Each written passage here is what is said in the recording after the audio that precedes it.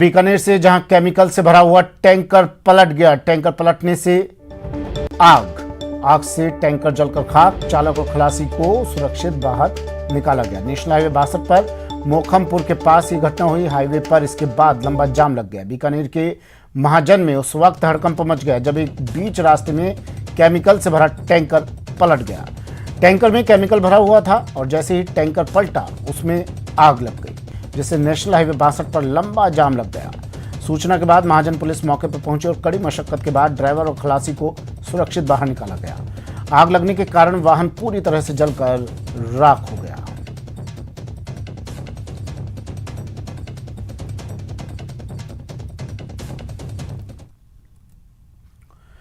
बीकानेर के नोखा सब जेल से फरार 5 कैदियों के मामले में पुलिस खाली हाथ है।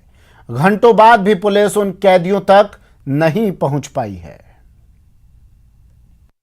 सब जेलर डिप्टी जेलर अपॉइंट किए हुए हैं श्री सुरेश कुमार। यहाँ जो महामुख्य प्रहरी हैं श्री कानाराम और जो प्रहरी थे उस वक्त जो ड्यूटी पे थे श्री भूमाराम, उनको हमने तुरंत प्रभाव से निलंबित कर दिया। नोखा सब जेल से फरार कैदी कांड ने तूल पकड़ा तो नोखा बैकफुट पर आए जेल प्रशासन ने डिप्टी जेलर सुरेश कुमार, प्रहरी कानाराम और उमाराम को निलंबित कर दिया।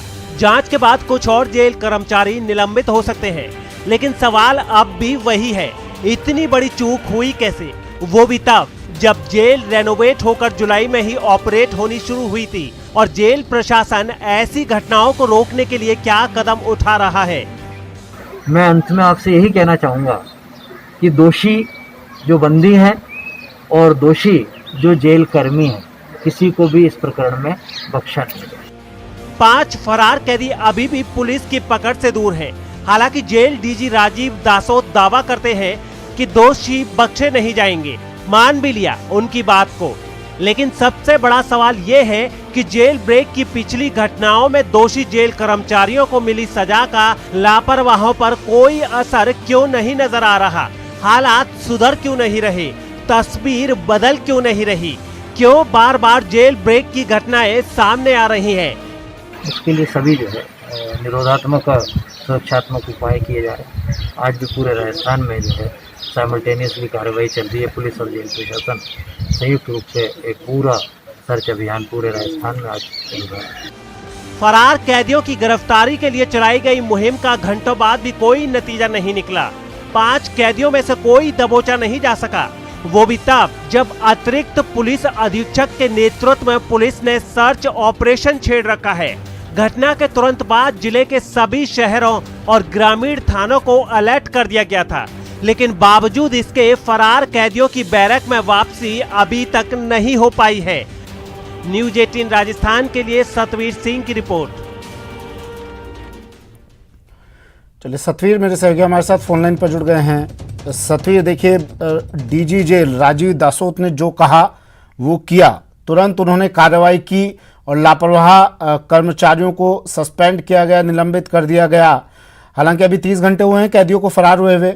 उम्मीद यही है कि उनके गिरबान तक भी जल्द हाथ पहुंचेंगे।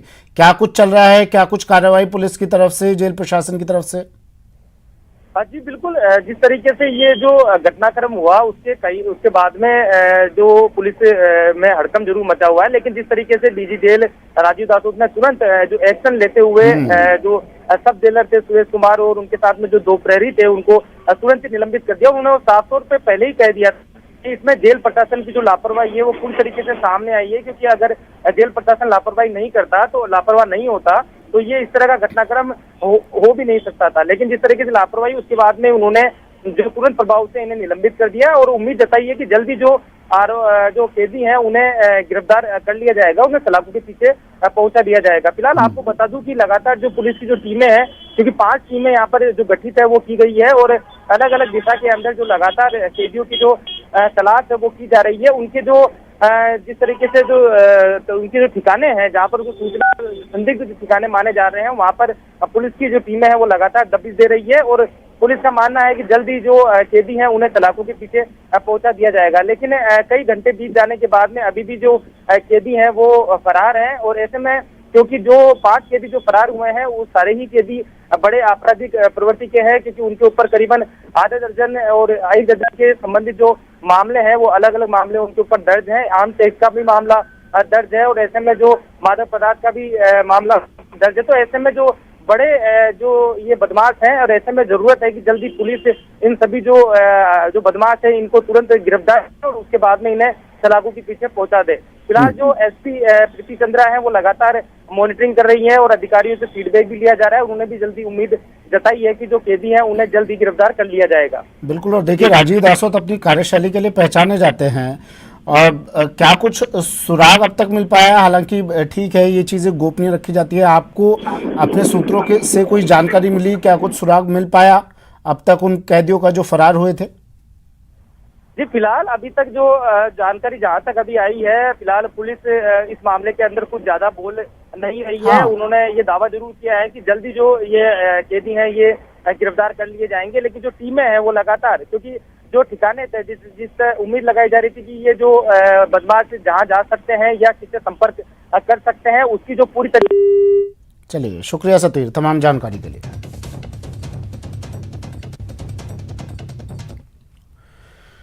खबर दौसा से। दौसा की लालसोट पुलिस ने अवैध शराब पर बड़ी कार्रवाई करते हुए एक थार जीप से अंग्रेजी और देसी शराब बरामद की है। बीती रात पुलिस को सूचना मिली कि कोथून रोड पर एक थार जीप में शराब भरकर ले जाई जा रही है, जिस पर पुलिस ने नाकेबंदी की तो जीप चालक नाकेबंदी तोड़कर फरार हो गया, जिसके बाद पुलिस ने अन्य थानों से नाकेबंदी करवाई और 20 किलोमीटर तक पीछा कर आरोपी को गाड़ी सहित पकड़ लिया। इस दौरान आरोपी के कब्जे से 13 पेटी बियर, जिसमें 156 बोतल रखी हुई थी, साथ ही 2 पेटी शराब मिली, जिनको जब्त कर लिया गया है। आरोपी पुलिस की गिरफ्त में है।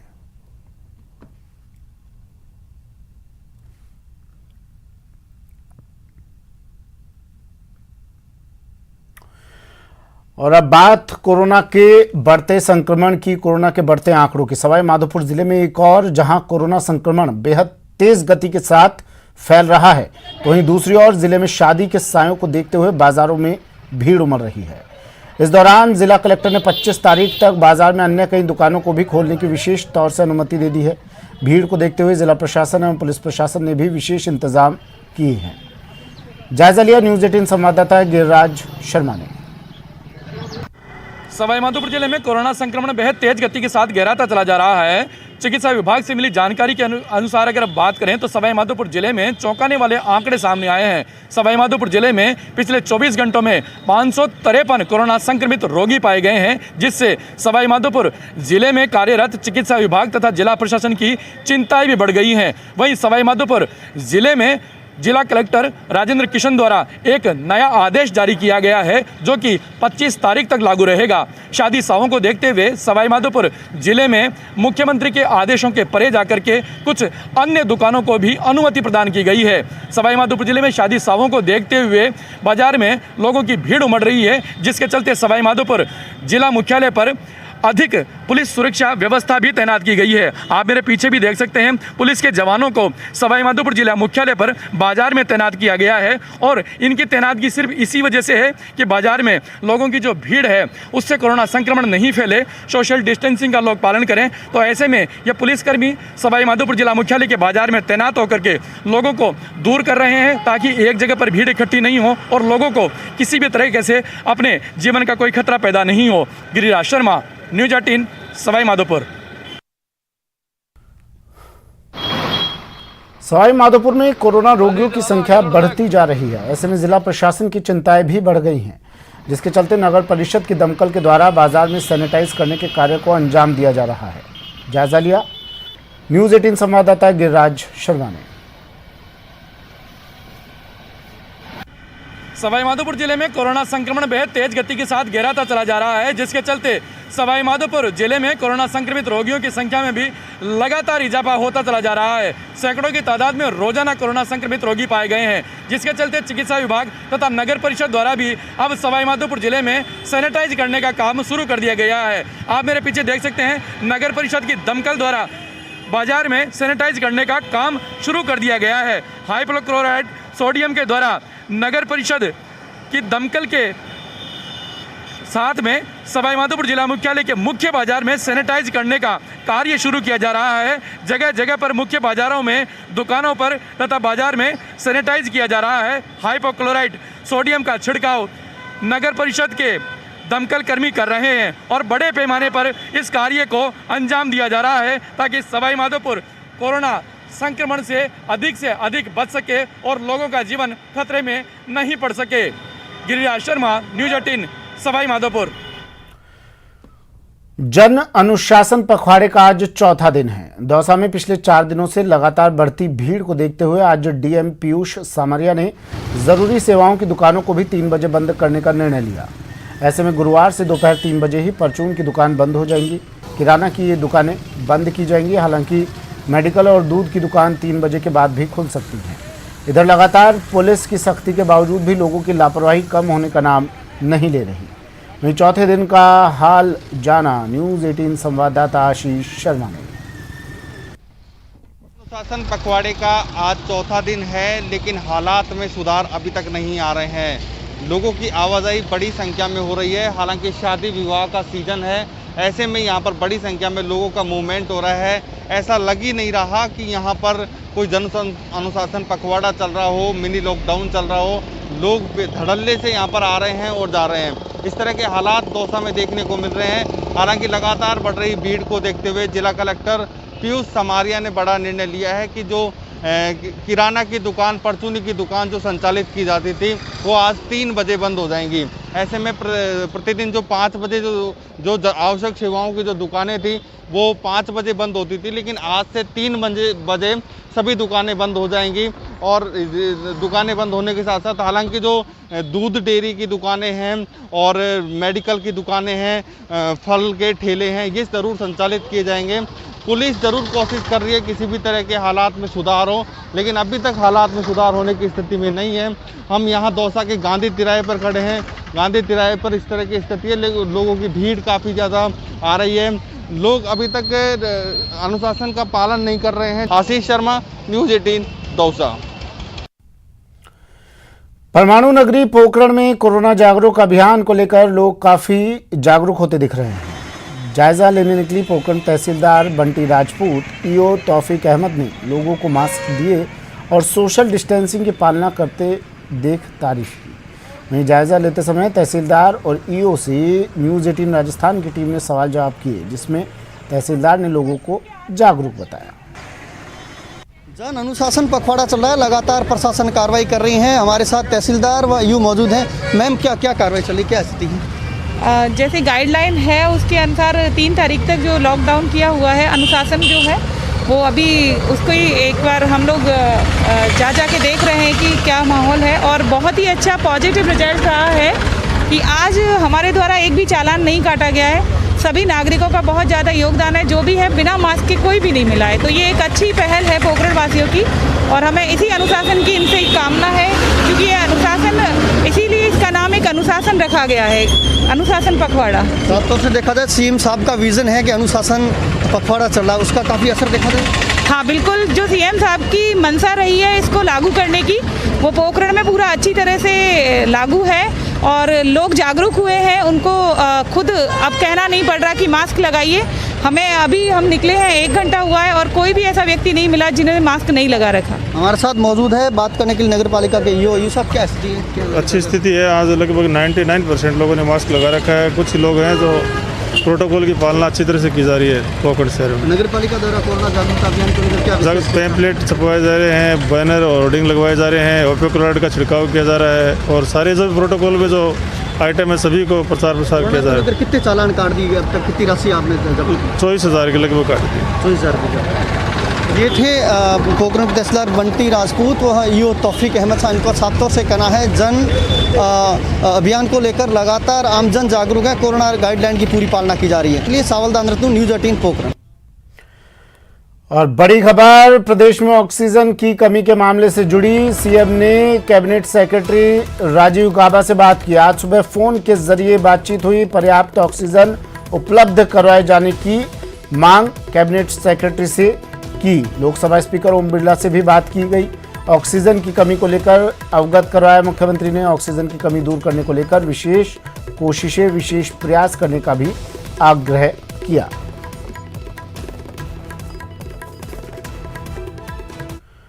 और प्रदेश में ऑक्सीजन की किल्लत पर बड़ा अपडेट। कुछ देर में केंद्रीय कैबिनेट सचिव वीडियो कॉन्फ्रेंसिंग करेंगे। वीसी से सीएस निरंजन आर्य कुछ ही देर में जुड़ेंगे, वीसी से जुड़ेंगे। कुछ देर में शुरू होगी राजीव गाबा की वीडियो कॉन्फ्रेंसिंग। राज्यों से राजीव गाबा फीडबैक लेंगे। सीएस निरंजन आर्य, चिकित्सा सचिव सिद्धार्थ महाजन इस वीसी के जरिए जुड़ेंगे। प्रेम मीणा मेरे सहयोगी हमारे साथ फोनलाइन पर जुड़ गए हैं। प्रेम, ऑक्सीजन की किल्लत अब जल्द दूर होने जा रही है। जी बिल्कुल सुमित जी, आपने सही कहा। उम्मीद है कि ऑक्सीजन की किल्लत जल्दी दूर हो जाएगी।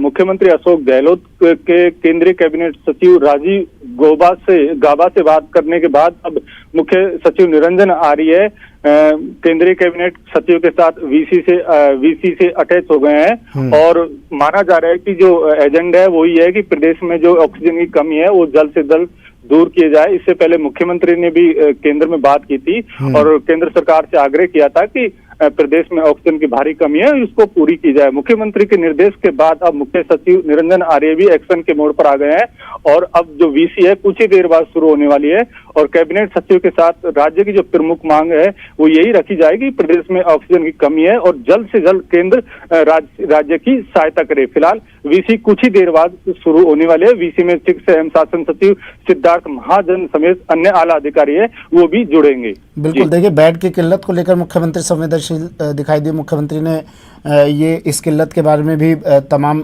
अस्पतालों को दिशा निर्देश दिए थे। अब ऑक्सीजन का मामला हमने न्यूज़ 18 ने भी काफ़ी पुरजोर तरीके से इस मामले को उठाया था। मुख्यमंत्री की संवेदनशीलता को प्रेम ये दिखाता है, हर एक मामले पर मुख्यमंत्री पैनी नजर बनाए हुए हैं।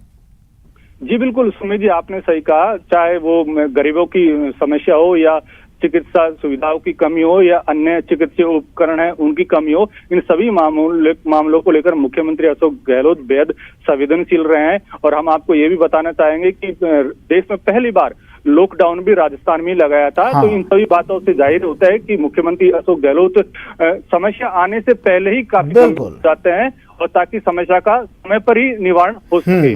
जी ठीक है, शुक्रिया प्रेम तमाम जानकारी के लिए। कोरोना के मामले तेजी से फैल रहे हैं, ऐसे में सावधानी बरतें, सुरक्षित रहें। छोटी सी चूक हो सकती है जानलेवा। टीका है आया पर नहीं है कोई दवा। 2 गज की दूरी, मास्क है जरूरी। सावधान रहें, सुरक्षित रहें। वक्त एक ब्रेक का है, जल्द हाजिर होंगे।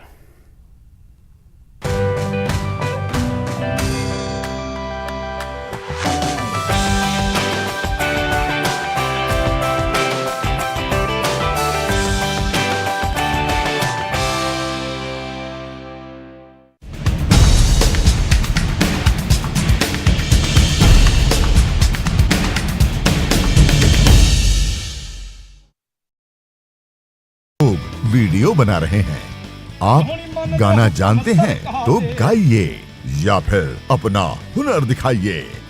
वीडियो बनाइए और हम तक पहुंचाइए और घर बैठे बनिए स्टार।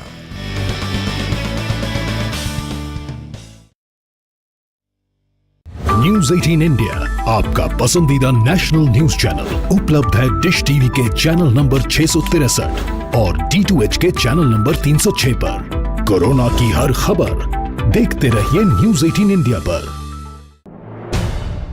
अहम है विचार सरकार के फैसलों पर, लोगों का रेजिस्टेंस जरूरी है खरी बात हर किसी की भागीदारी पर और सवाल उठाने से ही मिल पाएगा जवाब। उनकी चिंताएं किस तरह की? आप कोरोना से लड़िए, आपके लिए हम करेंगे कोरोना पर हर एक सवाल। Prime debate.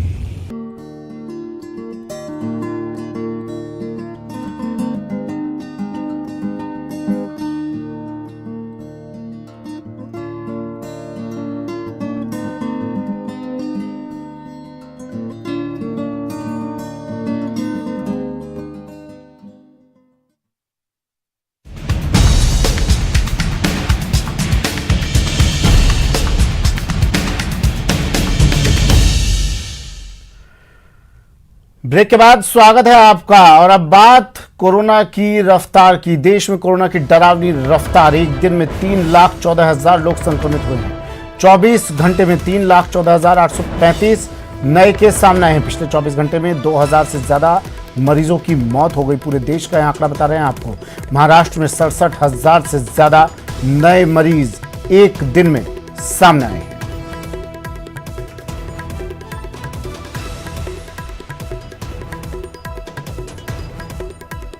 देश भर में कोरोना मरीजों की संख्या लगातार बढ़ती जा रही है। सरकार के लाख कोशिश के बाद अगर देखा जाए तो कोरोना मरीजों की जो संख्या है वो कम होने के बजाय बढ़ती जा रही है। अगर आज की बात की जाए तो आज स्वास्थ्य मंत्रालय की तरफ से जो रिपोर्ट आया है उसमें बताया गया है कि 24 घंटे के अंदर 3,14,835 लोग संक्रमित हुए हैं, जिसमें से देखा जाए तो 2,104 लोगों की मौत हो गई है, जो बहुत ही चिंताजनक और डरावनी है।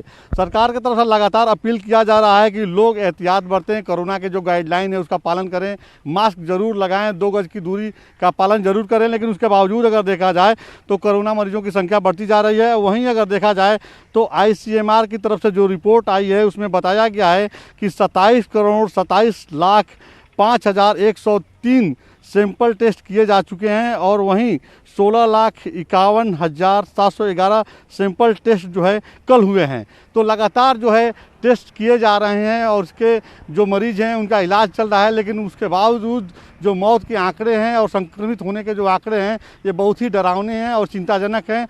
सभी राज्यों के जो मुख्यमंत्री हैं या प्रधानमंत्री नरेंद्र मोदी की बात की जाए, सभी लोग यही अपील कर रहे हैं कि कोरोना का जो वैक्सीन है, जो एलिजिबल पर्सन है वो उसको लगवाए, और जो नहीं लगवा पा रहे हैं और कोरोना संक्रमण को देखते हुए जो गाइडलाइन बनाया गया उसका पालन करें। बहुत ज़रूरी कार्य हो तभी घरों से बाहर निकलें, नहीं तो अपने घर पर रुक करके ही कार्य को निपटाएं। तो तरह तरह के एहतियात बरतने की बात की जा रही है, लेकिन उसके बावजूद जो मरीजों की संख्या है वो बढ़ती जा रही है, जो बहुत ही चिंताजनक है।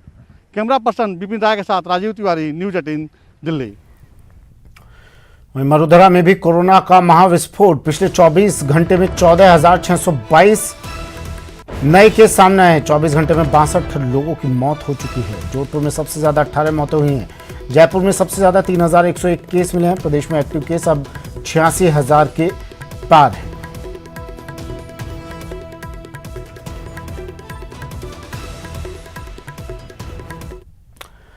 कपिल श्रीमाली मेरे सहयोगी उदयपुर से हमारे साथ सीधा जुड़ गए हैं। कपिल, मरुधरा का आंकड़ा, हालांकि देखिए महाराष्ट्र में 67,000 से ज्यादा नए मरीज आए हैं, लेकिन मरुधरा में फिर भी कोरोना कंट्रोल में किया हुआ है, और ये सिर्फ प्रदेश सरकार की कार्यशैली का नतीजा है। लोग लापरवाही बरत रहे हैं, सरकार पूरे एक्शन मोड में है और लगातार लोगों से अपील कर रही है सरकार कि भाई घर में रहिए, बाहर ना निकलिए। बावजूद इसकी लापरवाही का नतीजा है मरुधरा में बढ़ते केसेस। उदयपुर का क्या हाल कपिल?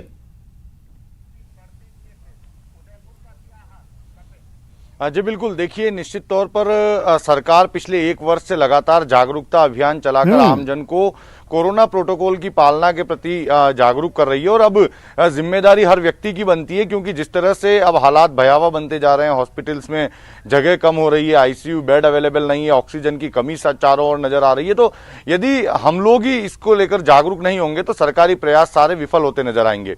उदयपुर की अगर बात करें तो उदयपुर में कल का जो आंकड़ा था वो अब तक का सबसे बड़ा आंकड़ा था। 1,100 के पार संक्रमित मरीज पहुंचे थे एक दिन में। और इसके अलावा अब तक कुल संक्रमित मरीजों की संख्या उदयपुर में 25,000 से पार पहुंच चुकी है। दूसरी बात, 9,000 से हिम्मत यह है कि करीबन 7,000 से ज्यादा केस जो हैं वो होम आइसोलेशन में हैं, जिन्हें माइल्ड सिम्टम है। लेकिन उदयपुर के जो हॉस्पिटल्स हैं वो लगभग अब पूरी तरह से फुल हो चुके हैं। जो मरीज यहां पर पहुंच रहे हैं उन्हें ICU बेड उपलब्ध नहीं हो पा रहे हैं। बड़ी मुश्किल से इक्के दुक्के बेड कहीं पर खाली होते हैं तो मरीजों को मिल पाते हैं। तो वहीं ऑक्सीजन बेड की भी चारों ओर जुगत करते हुए नजर आ रहे हैं। दूसरी ओर रेमडेसिविर इंजेक्शन को लेकर भी जो उदयपुर में कालाबाजारी है वो भी सामने आई थी। तो अब चिकित्सा विभाग और पुलिस प्रशासन इस इंजेक्शन को की कालाबाजारी को लेकर भी काफी सख्ती से जो अपनी मॉनिटरिंग है वो कर रहा है, ताकि जरूरतमंद लोगों को उचित दाम पर, जो वास्तविक दाम है उस दाम पर इंजेक्शन मुहैया कराया जा सके। शुक्रिया कपिल तमाम जानकारी के लिए। प्रदेश में कोरोना की दूसरी लहर कहर बरपा रही है। हर कोई अपने तरीके से इससे लड़ रहा है। तो इससे बचने के लिए शिक्षक ने गीत और संगीत के जरिए सेफ्टी संदेश दिया है। शिक्षक का कोरोना को हराने वाला संदेश सुनिए और संभल जाइए। कोरोना तर कारणे हाल हुआ बेहाल।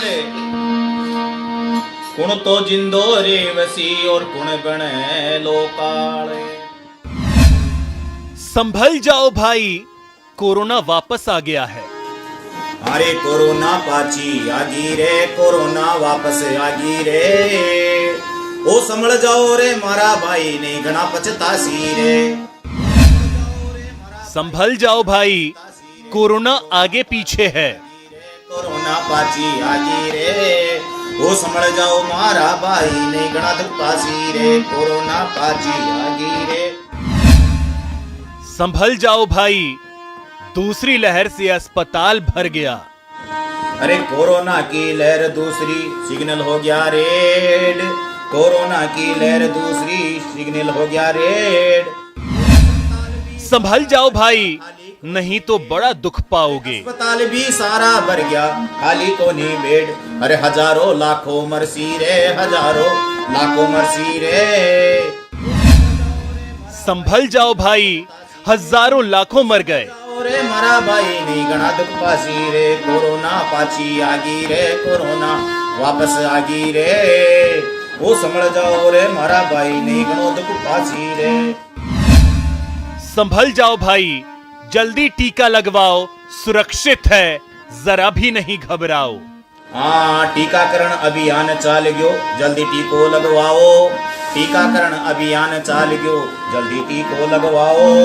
अरे पूरी तरह सुरक्षित टीको, जरा नहीं घबराओ। संभल जाओ भाई, घर में रहो, बेवजह न निकलो। हाँ, बिना वजह ने बारे आनो, कुछ दिन घर में रह जाओ। बिना वजह ने बारे आनो। संभल जाओ भाई, साबुन सैनिटाइजर अपनाओ। साबुन सैनिटाइजर अपनाओ, बार बार हाथ आने दोनों, साबुन सैनिटाइजर अपनाओ। संभल जाओ भाई, भीड़ में ना जाओ। ओ संभल जाओ रे मारा भाई, नहीं घना दुख पासियो रे। ओ संभल जाओ रे मारा भाई, नहीं घणो पछतासी रे। संभल जाओ भाई, 2 गज की दूरी, मास्क जरूरी। हाँ, 2 गज दूरी, मास्क जरूरी, ताजा खाओ खानो। 2 गज दूरी, मास्क जरूरी, ताजा खाओ खानो। और आगे से आगे भिजवा दो प्रभु दयाल को गानो। जी हाँ, ये एक शिक्षक का कोरोना बचाव का सेफ्टी संदेश है। हारमोनियम के साथ गीत में वो मंत्र है जिसके पालन से कोरोना हारेगा, जिंदगी की जीत होगी। बुलेटिन में फिलहाल इतना ही, दीजिए इजाजत, नमस्कार।